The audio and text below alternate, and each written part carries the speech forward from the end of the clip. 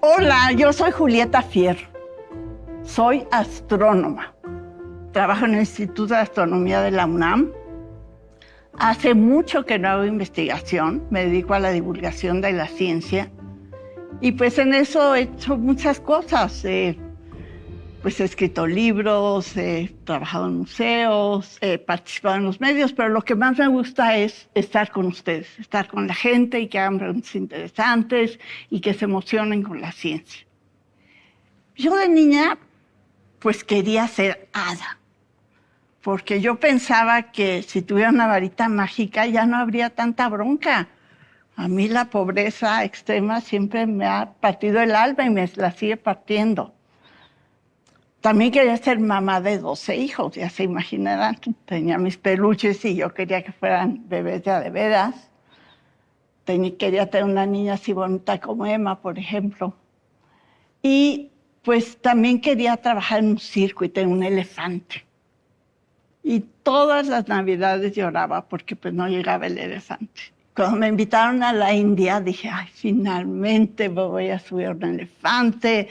Bueno, me inventó el primer ministro, ya se imagina las ceremonias maravillosas, pero es la parte de la India donde no había elefantes. No cumplí ninguno de mis objetivos infantiles. No soy mamá de 12 hijos, no tengo varita mágica, pero desde niñita sabía que iba a ser científica. Tengo dislexia y aparte, pues mi lengua materna era el inglés. Y pues hablaba español, obviamente, porque vivo en México y soy mexicana, pero fui a un colegio francés. Yo no podía leer, me costaba mucho trabajo. Aprendí a leer cuando tenía como 11 o 12 años, pero sacaba 10 en matemáticas, siempre. Y yo creo que por eso pasaba de año, porque en esa época pues mandaban los exámenes a Francia a calificar en barcos, ¿se imaginan? Cada uno 3 meses sin saber si había pasado de año o no. Además, en mi casa había libros súper bonitos de ciencia, con imágenes extraordinarias. Y pues ahí yo dije, esto es la maravilla. Ya cuando aprendí a leer, pues más maravilla todavía. Pero cuando se murió mi mamá, yo tenía 13 años. Tenía una hermana mayor, un poquito más, y tenía 2 hermanitos chiquitos, uno de 2 años y uno de 11 meses. Y Miguel, el más pequeño, tenía síndrome de Down.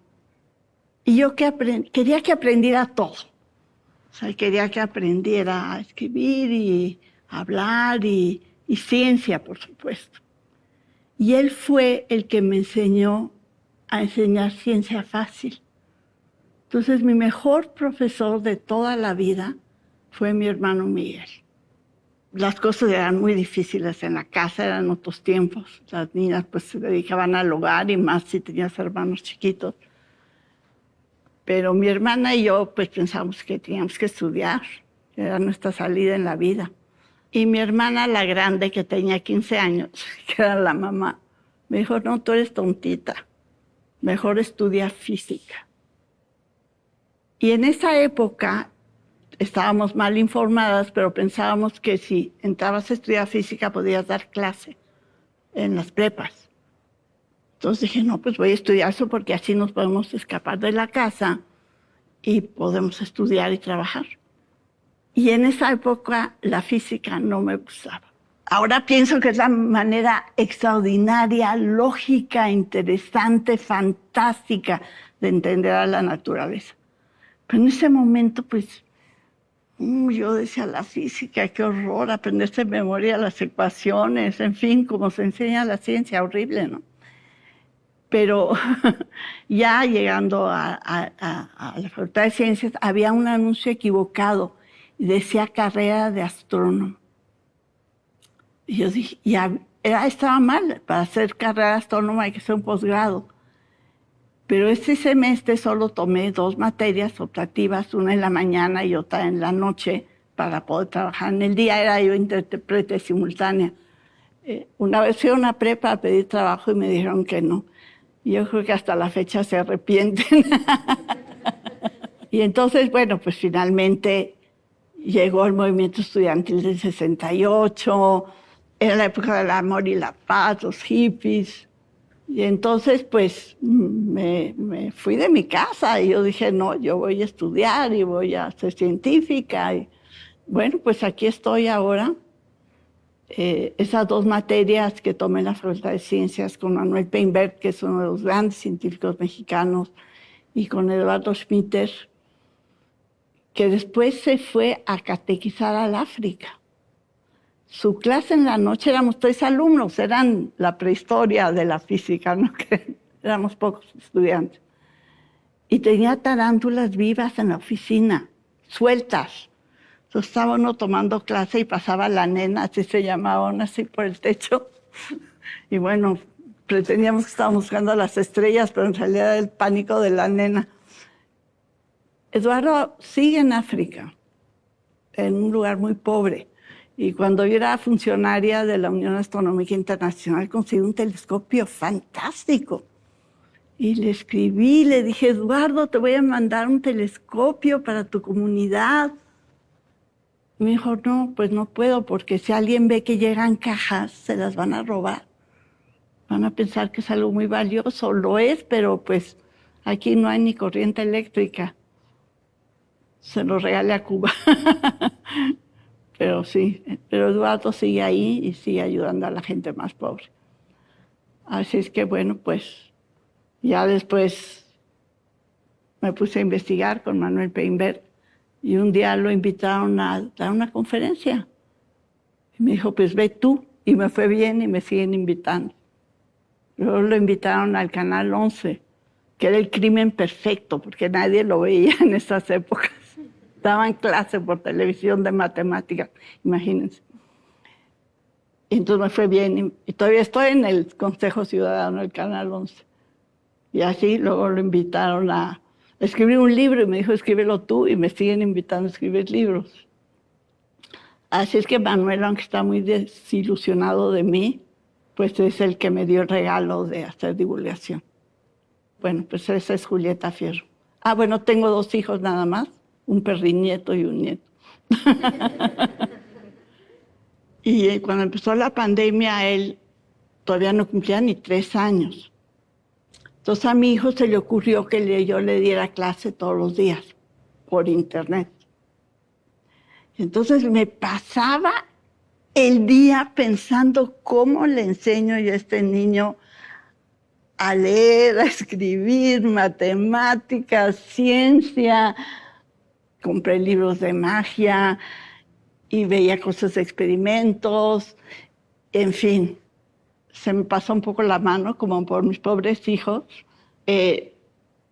porque yo quería que él aprendiera. Como mi mamá se murió cuando uno de mis hermanos tenía 2 años y su mamá se murió cuando ella tenía 2 años, yo pensé, yo me voy a morir cuando mis hijos sean chiquitos. Entonces yo les enseñé inglés y a leer y escribir y matemáticas desde que eran bien chiquitos, pobres. Pero bueno, uno la riega a veces como a mamá sin querer. Entonces a mi nieto le apliqué la misma técnica de educación universal por internet y él pues también me enseñó mucho a cómo usar las redes sociales para explicar la ciencia. Y escribí un libro. O sea, cada día que le daba clase escribía un capítulo de hoy hicimos esto para la clase de matemáticas. Lo que sea, multiplicar, pues recortar de estos muñequitos que recorta uno y se hacen muchos. Por ejemplo, pues puras cosas así súper simples. Crecimiento exponencial, bueno, es un barco de papel con una hoja, con media hoja, de 1/4 de hoja, 1/8 de hoja. Entonces estaban 2 barquitos cada vez más chiquitos, ¿no? Y así, entonces, pues le enseñé muchas cosas. Hace poco en la escuela le pidieron, tiene 7 años, les dijeron a todos los niñitos que tenían que llevar 100 cosas y explicar 100 cosas, ¿no? Y pues alguien llevó 100 clips y alguien llevó 100 dulces y así, ¿no? Y llegó mi nieto y dijo, aquí están. Y no había nada, ¿no? Entonces la maestra dijo, pero ¿dónde están tus cosas? Dice, aquí hay átomos. Se me pasó la mano.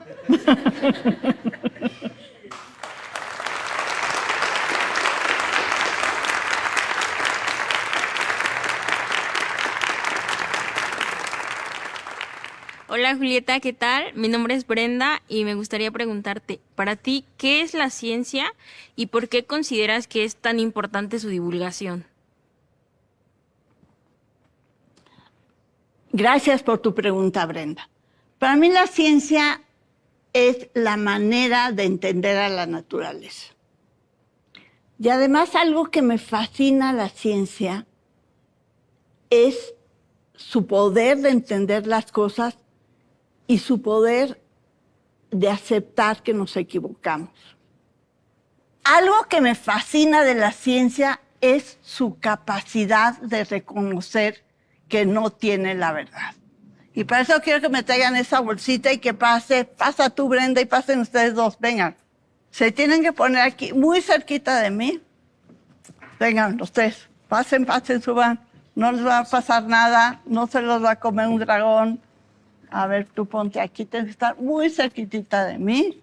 Y tú aquí, que se me vea la cara aquí entre las dos, y tú aquí para que te dé la luz. ¿Se ven los tres? ¿Sí? Ok, entonces van a cerrar los ojitos y yo les voy a dar una cosita, ponen las manos en la espalda.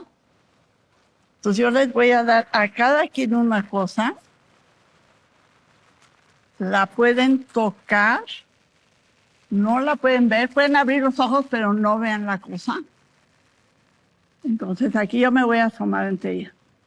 Tienen que decir qué es, para qué sirve, de qué color es, a qué huele, para qué lo van a usar. Bueno, lo que pregunta la ciencia, ¿no? Queremos saber. Entonces vamos a ver. ¿Tú qué tienes ahí? Yo voy a responder lo que ella diga para que se escuche. ¿Qué tienes? Una esponja. ¿Qué? Una esponja. Una esponja, muy bien. ¿De qué color? Blanca. Blanca, una esponja blanca. Perfecto. ¿Y tú qué tienes? Unos plumones. Unos plumones, perfectos. Color, sabor, olor. De diferentes colores. De diferentes colores. Plumones de diferentes colores. ¿Y tú qué tienes? Como unas letras. Unas letras, muy bien. Algo de plástico. Unas letras de plástico. Ella lo que tiene es una cosa para sostener la cerveza para que no se escurra en los partidos de fútbol. Tú lo que tienes son unos borradores de avión. Sí, son de colores. Y tú lo que tienes son unos clips de avión. Fallaron, ¿verdad? ¿Y qué pasó? Nada, se pueden ir.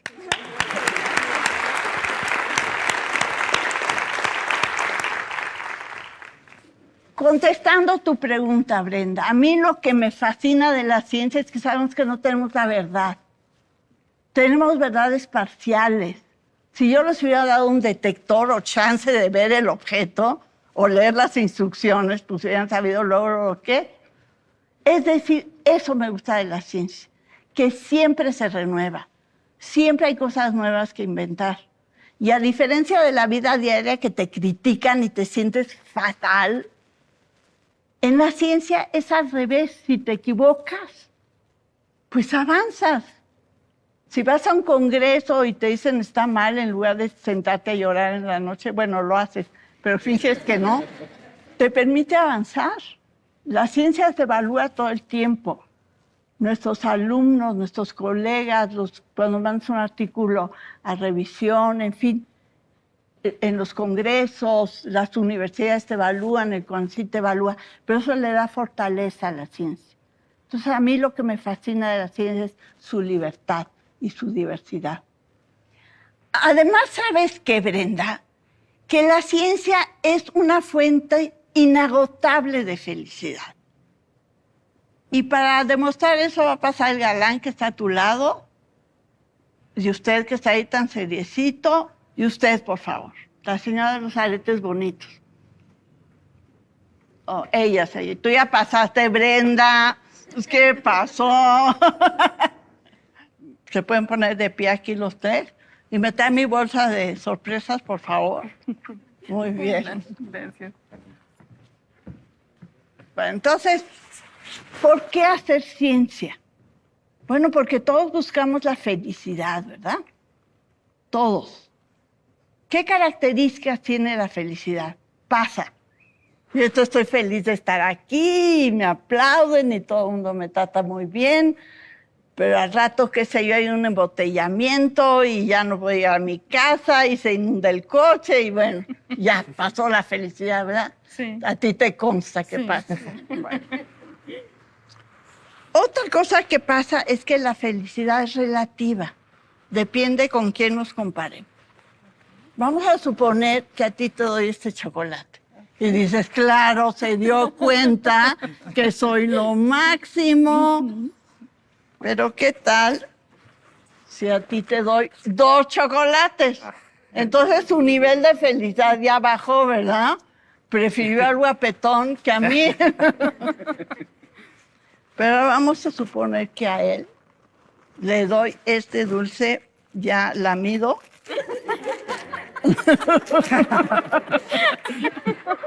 Pues ya tu nivel de felicidad Sí, subió, claro. ¿verdad? Sí, mucho. Entonces no hay que estarse comparando. Gracias. Gracias.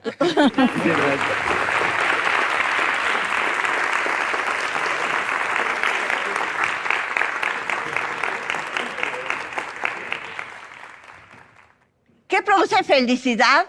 El prestigio. Yo me siento aquí la super duper porque me invitaron con toda esta cantidad de personajes que me están cuidando para que no me saque los mocos en pleno programa, ¿verdad?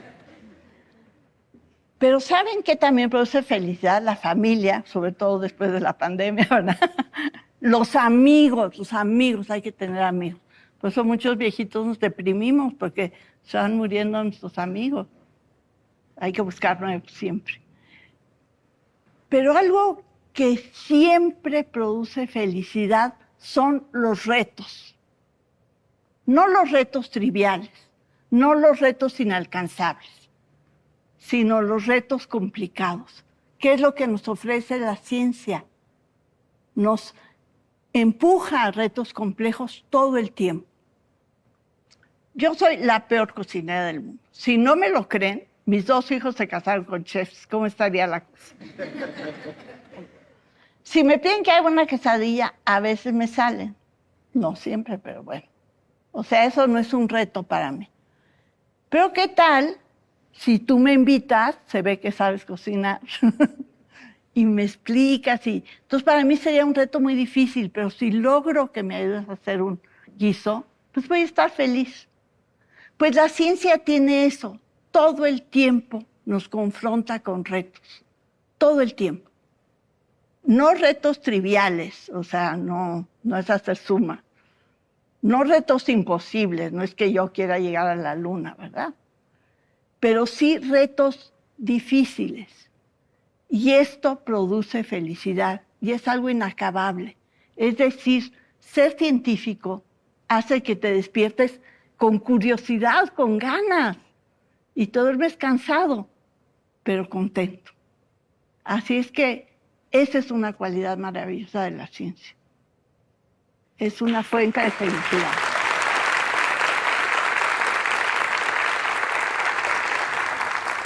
¿Qué tal, Julieta? Mi nombre es Gabriela Juan, soy matemática y admiro mucho tu trayectoria. Todo el trabajo que has hecho en divulgación me parece genial. Y bueno, uno de los temas que me gustaría abordar es, cuando somos pequeños, muchas veces una de las asignaturas a las que menos se les da importancia es a las matemáticas. ¿Tú consideras que es importante y por qué es importante? Bueno, tú sabes mejor que yo que las matemáticas son el lenguaje de la naturaleza. Y la manera de entender a la naturaleza es, pues, como son las matemáticas, lógicas. Y una vez que se entienden, pues, bueno, a ti te ha pasado como a mí, te parecen evidentes y elegantes, y son apasionantes y súper útiles. O sea, la ecuación más famosa de la física es E igual a mc cuadrada. La C es una constante, puede valer 1. Entonces, si tienes energía, puedes hacer materia.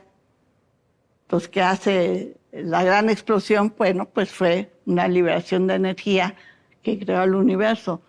Y si tienes materia, puedes hacer energía, por eso brillan las estrellas. Entonces las matemáticas son la manera más elegante de entender a la naturaleza. Y me parece tan interesante que haya tantos campos diversos de las matemáticas y que cada una de ellas sea deslumbrante. Fíjate que cuando estoy triste y digo, tengo que salir de esta depre, lo que hago es buscar un libro de matemáticas, de estas de matemáticas recreativas, pero interesantes, y se me quita la depresión. Porque pienso, habiendo mentes tan extraordinarias, ¿cómo es posible que esté yo triste? Así es que las matemáticas han sido mi medicina toda la vida. Qué bueno que te dedicas a eso. Bueno, para mí es tristísimo cómo se enseñan las matemáticas en las escuelas, empezando por los quebrados. Yo les pregunto a ustedes por aquí, ¿cuántos de ustedes han usado los quebrados en la vida diaria? La división de quebrados. No, ¿verdad? Y en la escuela no lo enseñan de manera lógica. O sea, los quebrados los invitaron los babilonios, los egipcios, para poder dividir, bueno, no cuadritos de papel, sino tortillas, sus panes redondos.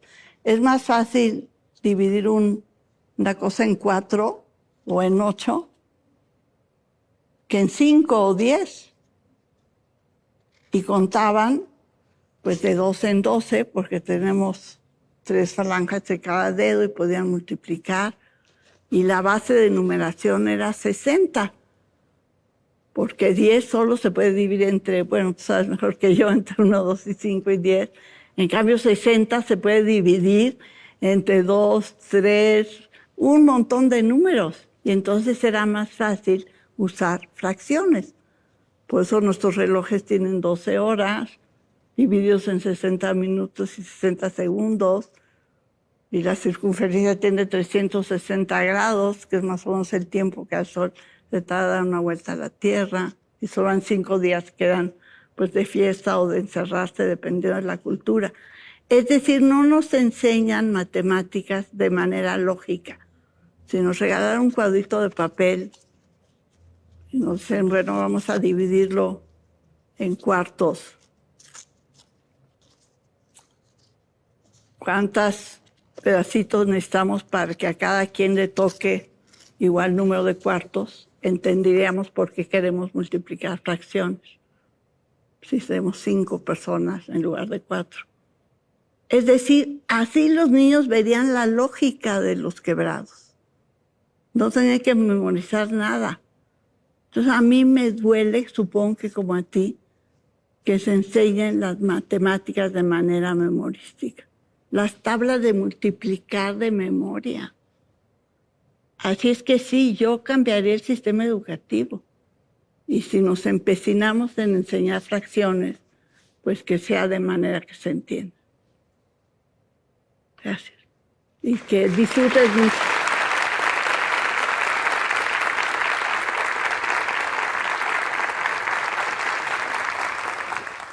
Hola Julieta, yo soy Andrés, muchísimo gusto, de verdad.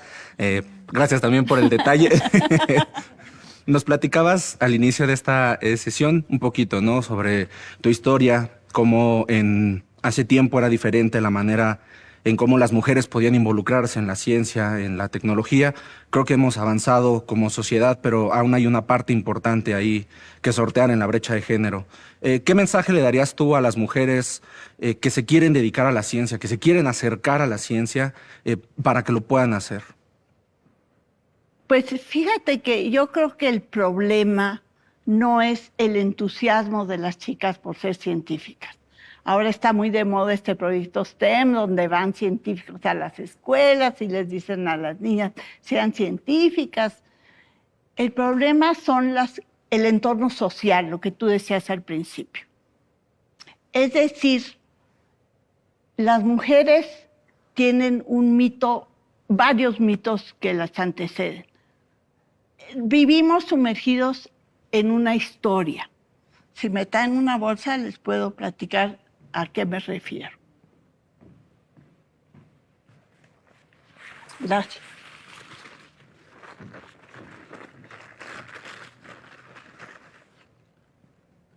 Todos hemos leído la historia de Adán y Eva. ¿Y qué es lo que dice? Bueno, que nosotras somos las culpables de todo, y nuestros hijos también, y sus hijos, porque las mujeres fuimos malas. O sea, ya tenemos tache de entrada. Y además no tenemos derecho al árbol del conocimiento. Tú sí. Entonces, sin querer, vivimos sumergidos en esta historia, que es un mito, pero sin querer pensamos en eso. Nosotras no podemos. Hay otros mitos más complejos.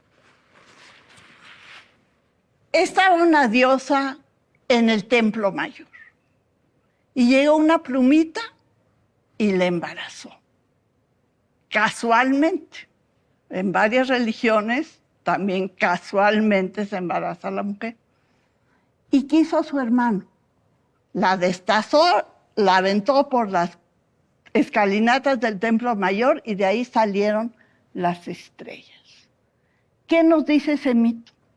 Que las mujeres tenemos que sufrir para dar la luz. Entonces vivimos en esta cultura del sacrificio, pero son mitos. Entonces, ese es un problema que tenemos sin querer por las tradiciones. Y eso hace que las mujeres en general no sepamos pedir ayuda. Además, mi generación trató de que las mujeres que estudiamos física destacáramos. Teníamos que ser unas buenasas, porque si no, no nos iban a hacer caso. Teníamos que recibir premios, reconocimientos. Silvia Torres, por ejemplo, fue la presidenta de la Unión Astronómica Internacional. Ella es un poco mayor que yo. Es decir, ella tuvo que demostrar que podía. Y entonces las mujeres que ahora se meten a estudiar ciencia creen que tienen que ser muy buenas.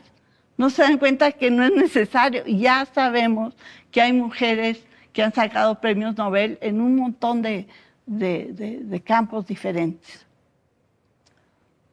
Después tenemos la idea de nuestras mamás, que tenemos que ser buenas amas de casa, cuidar al maridito, cuidar bien a los hijos, además saber hacer trencitas y ir al gimnasio. Entonces, ¿qué les pasa a las mujeres profesionistas jóvenes? Siempre están cansadas, están agotadas, porque creen que tienen que ser buenasas en todo. Y fíjense que no. ¿Ustedes creen que tendí la cama antes de salir de su casa? No. ¿Que lavé los trastes de ayer? No. ¿Y qué me está pasando? Nada, nada. Sí los puse a remojar. No pasa nada. Es decir, ese mito de la mujer perfecta no es necesario. Podemos ser investigadores comunes y aportar muchísimo a la ciencia. Ese es un problema. Pero el problema más grave es el siguiente, que no hay condiciones para que las mujeres sean científicas. Entran a la licenciatura, están felices y resulta que tienen que hacer un posgrado. Y entonces tienen que hacer un posgrado, de preferencia en otro país, y después una estancia postdoctoral, y después conseguir un puesto de trabajo. ¿Y cuánto van a tener a los hijitos? ¿A los 50 años?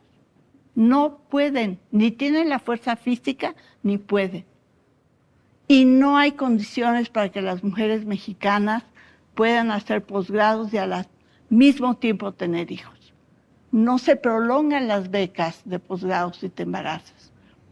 En México no hay guarderías en las universidades. En los hospitales norteamericanos, esos grandísimos, hay guarderías. Y todas las enfermeras, los afanadoras, los médicos y los pacientes pueden tener a su niño en la guardería. Entonces el ambiente es más tranquilo. Aquí debería haber guarderías desde la prepa, porque muchas niñas abandonan la escuela cuando se embarazan de jóvenes. Tiene que haber guarderías en las universidades, en los centros de investigación, como hay en los países adelantados. Y en México, además de quitarse las guarderías, se quitaron las escuelas de tiempo completo. Entonces, las mujeres estamos muy desfavorecidas. Necesitamos las condiciones para que las mujeres puedan ser científicas.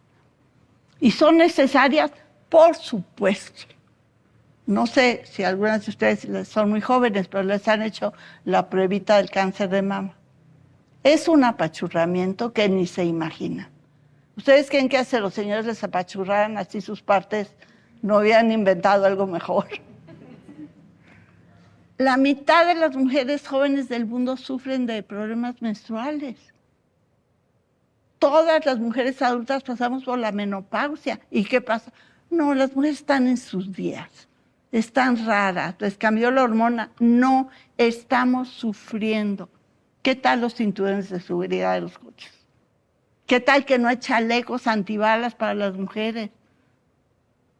Necesitamos mujeres en la ciencia, pero para eso necesitamos cambiar las condiciones sociales para que puedan prolongar sus estancias y puedan tener los hijos y además poder ser investigadores. Tenemos que lograrlo. Muchísimas gracias por tu pregunta.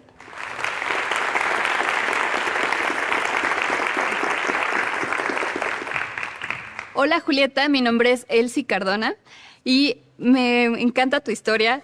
La verdad es que estoy muy orgullosa de ti porque siendo una persona disléxica has logrado tanto. A mí me gustaría saber qué recomendación le puedes dar a los niños y a las niñas y sobre todo a sus padres para aprender más allá de esta conducta o este tema. Pues a todos nos cuesta trabajo aprender algunas cosas. Cada quien tiene habilidades diferentes. Y yo creo que una educación integral es la ideal. Es decir, que estemos expuestos a muchas cosas y escojamos cuál es la que nos guste más. Yo sé que siempre no es posible, pero en el futuro todas las carreras son multidisciplinarias. Cada vez necesitamos saber de más campos del conocimiento. Así es que mi sugerencia es que si les cuesta algo trabajo, bueno, pues traten de pasar esa materia, aunque sea con dificultades, y la que les guste más, pues se dediquen más a ella. Yo siempre sacaba 10 en matemáticas, como les dije. Y una vez en la Facultad de Ciencias no saqué 10 en matemáticas. Yo nunca estudiaba, me parecían evidentes las matemáticas. Y entonces fui con el profesor y le dije, oye, ¿cómo que me reprobaste? No, eso no cabía en mi mente. Y me dijo, pues sí, mira.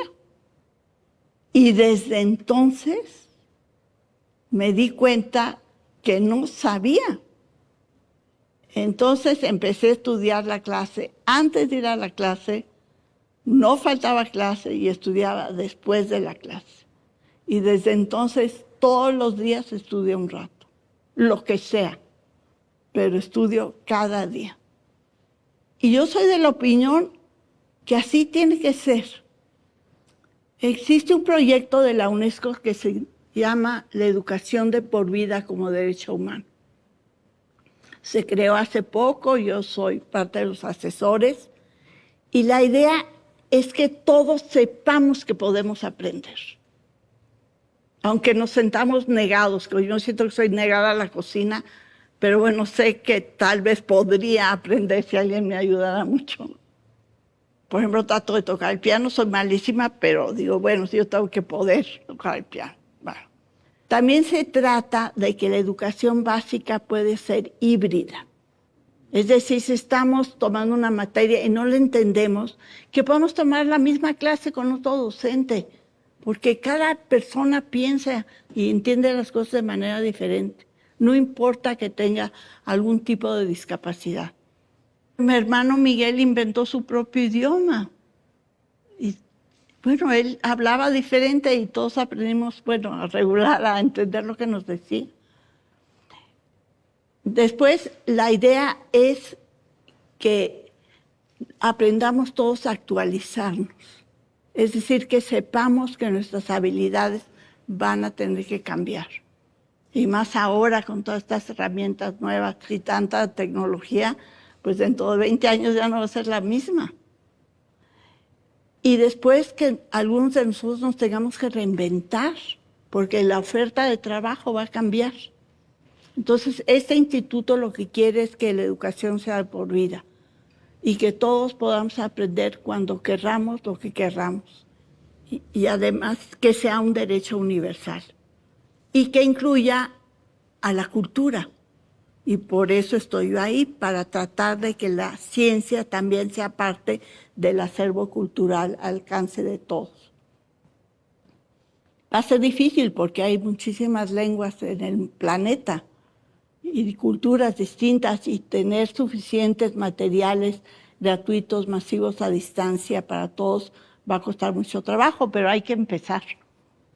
Hola Julieta, mi nombre es Jocelyn Bello. Eres de un alma muy creativa. Me gusta mucho eso de ti. Soy tu fan. Te enseñan muy bien la ciencia. Y me gustaría saber por qué crees que es importante esta creatividad en la ciencia. Creo que la creatividad, uno piensa que hay que ser genio para ser creativo, pero yo creo que no. Yo creo que si me traen una cosa que traje aquí. Fíjense que la creatividad es solo unir cosas que ya están en el entorno, que no se nos había ocurrido que podían estar juntas. Por ejemplo, una maleta. Yo de joven cargaba maletas. Ya sé que ustedes no, pero las gentes de mi generación sí cargábamos maletas. Y la idea de poner rueditas fue relativamente reciente para mis tiempos. Y bueno, ahí estaban las ruedas de hace milenios. Y muchas generaciones cargaron maletas. Entonces, para que vean que ustedes pueden ser creativos, les voy a aventar unos clips, aunque me salga yo de cuadro.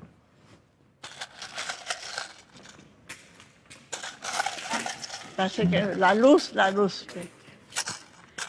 ¡Ay, pobres! Acabo de aniquilar a varios ponentes. Bueno, si no, repártanselo. Ahí está. Bueno, entonces, ¿cómo pueden saber que ustedes son tan creativos como cualquier científico de la humanidad? Cada semana, el mismo día, a la misma hora, van a inventar algo con su clip. A ver, inventen algo. Muy bien, ¿qué inventaste? Un corazón. Un corazón, bravo. Una base para celular. ¡Wow! Una base, un tripié. Muy bien. Y una pulsera. Una pulsera. Rapidísimo, además. ¡Qué habilidad manual! Entonces, vean, todos ustedes en menos de un minuto inventaron hacer algo nuevo con el clip.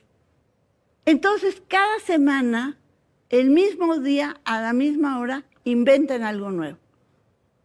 Van a ver que dentro de 6 meses van a decir, no se me ha ocurrido nada, ya llega el día nefasto, ¿qué voy a hacer? Les va a entrar una ansiedad loca. Pero su cerebro va a estar entrenado para hacer innovación. Y van a ver que el día que se levanten, van a despertarse con la solución de qué van a hacer con el clip ese día. Y se van a dar cuenta que son capaces de inventar, de innovar, todos. Así es que no hay que ser genio para poder hacer innovación, descubrir cosas nuevas en la ciencia. Es cosa de entrenar su cerebro a pensar, y ustedes lo van a hacer con un clip.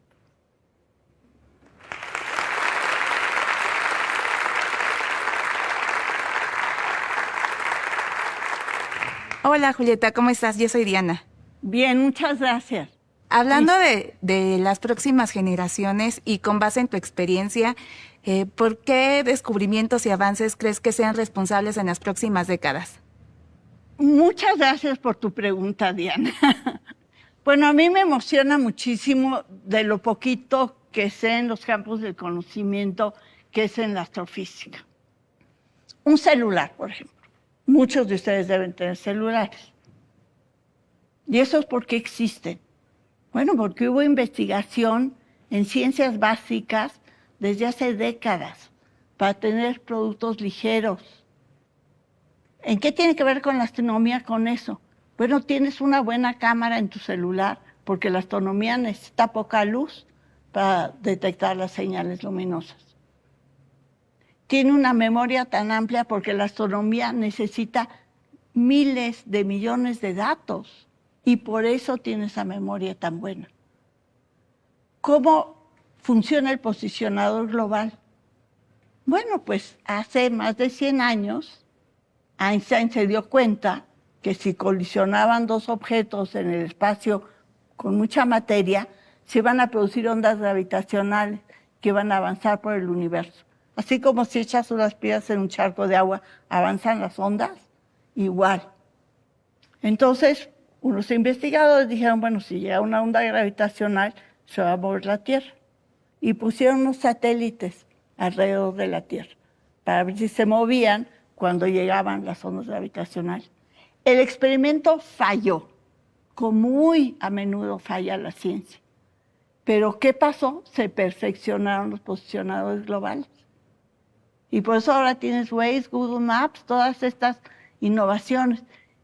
Pero por eso los países más adelantados invierten tanto en ciencia básica, en esta ciencia que parece que no sirve para nada, porque crea tecnología y productos de innovación que nos favorecen a todos. Los astronautas, por ejemplo, ¿por qué tienen todos ustedes tenis más cómodos? Porque los hicieron para los astronautas. ¿Por qué tenemos la cosita para abrir el paquete de papas fritas, esa muesquita? Es porque les mandaban comida a los astronautas y no podían abrir la bolsa. Entonces se inventó lo de la muesquita. Hasta en las cosas más triviales está muchas veces la ciencia básica. Hay veces que es innecesaria. La NASA hizo una pluma atómica para los astronautas y los rusos mejor usaron un lápiz. Y el desarrollo de la plumita costó millones de dólares. A mí me emociona una cosa en particular. Como seguramente sabes, la astronomía se ha hecho usando la luz y la radiación en general, ondas de radio, etc. Es decir, lo que llega de las fuentes de luz del universo. Y hemos estudiado objetos que tienen edades de 13,000 millones de años. Y lo más antiguo que podemos ver del universo es cuando el universo tenía 380,000 años de existencia. ¿Por qué sabemos eso? Porque los astrónomos siempre vemos hacia el pasado. Vamos a suponer que la luz de ella tardara 10 años en llegar hasta donde yo estoy. Pues vería una Emma, ¿verdad? Aquí echando relajo. Y si a usted lo viera yo como era hace 500 años, pues aquí estaría haciendo una danza azteca, vestido con un traje plumario extraordinario. Y si a ti te pudiera ver como eras hace 3,800 millones de años, pues vería un alga verde-azul en océanos primitivos. Pero si a los de última fila los viera yo como eran hace 13,800 millones de años, pues no los podría ver porque no había tenido tiempo que esa luz llegue hasta mí. Es decir, la astronomía siempre ve al pasado y por eso permite reconstruir la historia del universo. Si yo pudiera verlos a ustedes como fueron, podría ver la evolución de la humanidad. Pero no podemos ver el nacimiento mismo del universo. Así como en mis épocas no había ultrasonido y no podíamos saber cómo estaba el bebé, si estaba bien o mal, si era niña o niño. Eso era un misterio. Ahora las mujeres se hacen ultrasonido y ya saben cómo está el bebé chiquitito, su corazoncito ahí latiendo, ¿no? Bueno, pues los astrónomos no sabemos qué pasó antes de 13,800 millones de años. ¿Y por qué no sabemos? Porque la luz más antigua que nos llega es cuando el universo se hizo opaco. El Sol es una esfera de gas, no es transparente. Entonces, lo que pasa dentro del Sol no lo vemos. No vemos a a las partículas de luz allá dentro del Sol. Vemos cuando el Sol se hace transparente y pueda pasar la luz. Es como desde la estación espacial, donde hay nubes, no se ven los continentes. Y ahí están, pero no se pueden ver. Por eso las fotos de la NASA siempre se ve México, porque es donde está despejado. Si ven las fotos sale África o México, porque es donde no hay nubes. Bueno, entonces, el Sol es opaco y el universo temprano era opaco también. Pero ahora se han descubierto unas partículas, bueno, se descubrieron hace tiempo, que se llaman neutrinos. Y estas sí pueden atravesar todo. Las que se forman en el interior del Sol atraviesan y llegan a la Tierra y aquí las podemos estudiar. Entonces podemos saber qué sucede en el interior del Sol. Y con estas partículas esperamos poder estudiar la orilla de los hoyos negros, es decir, cuando ya llega la materia y ingresa ya para nunca poder salir jamás. Pero también vamos a poder estudiar el universo cuando tenga 10 segundos de vida. Entonces, a mí eso es lo que me emociona. La física más contemporánea, más compleja de todas, y que la podemos estudiar ahora el universo de otra manera. Es como si yo te regalara ahorita otro sentido. Tú puedes ver, escuchar, oler, tocar al ser amado. Pero ¿qué tal si te diera otro sentido de repente? Para explorarlo, ¿te imaginas qué maravilla? Pues eso nos ha regalado la ciencia en tiempos recientes. Nos regaló las ondas gravitacionales, esto que platicaba de los celulares, ahora nos está regalando los neutrinos y muchas otras herramientas modernas. Y eso es lo que me maravilla, ver al universo de otra manera.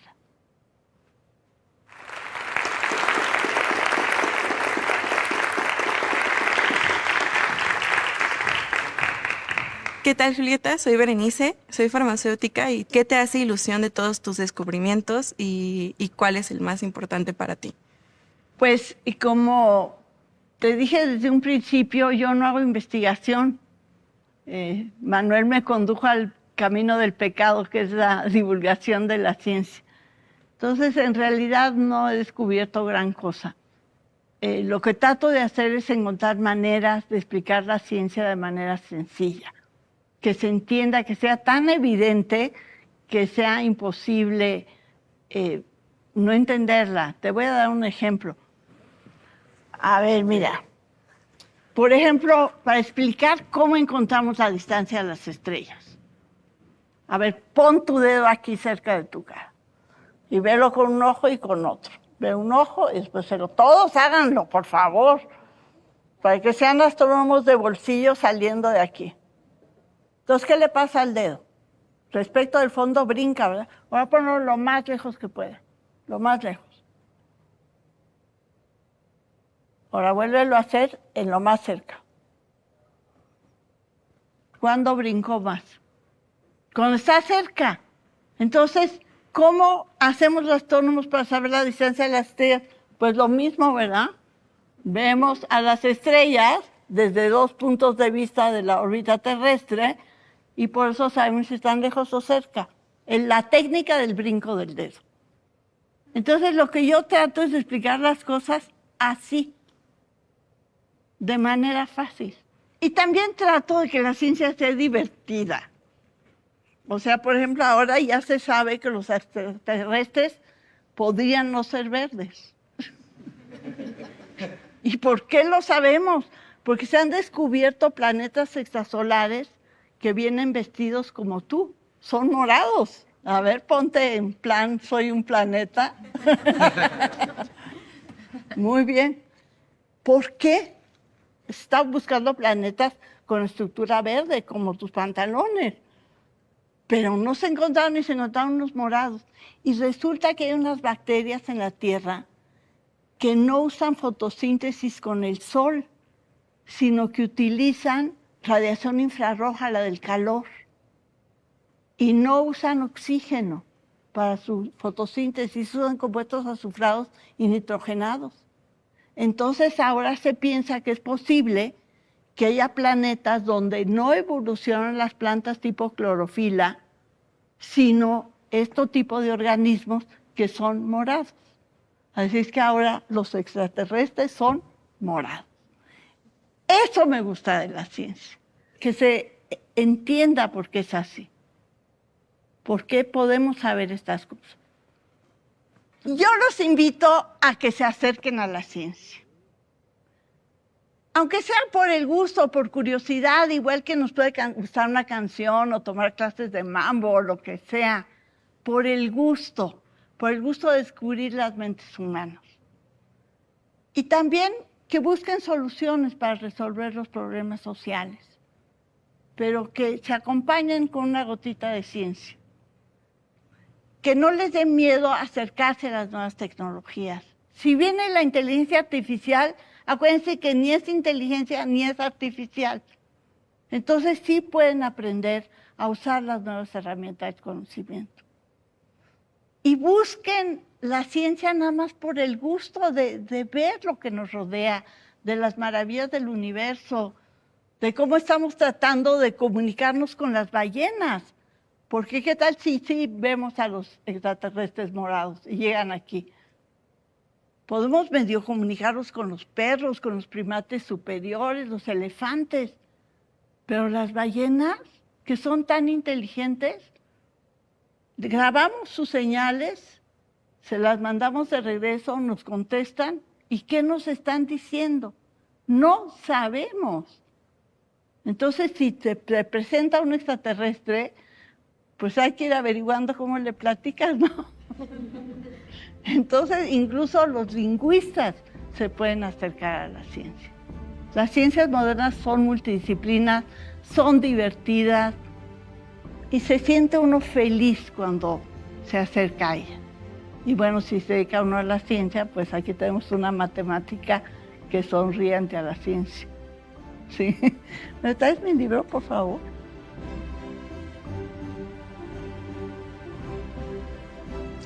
Además, la ciencia tiene una cosa muy importante, que es que permite la libertad. Muchas gracias por estar aquí. Gracias por sus preguntas.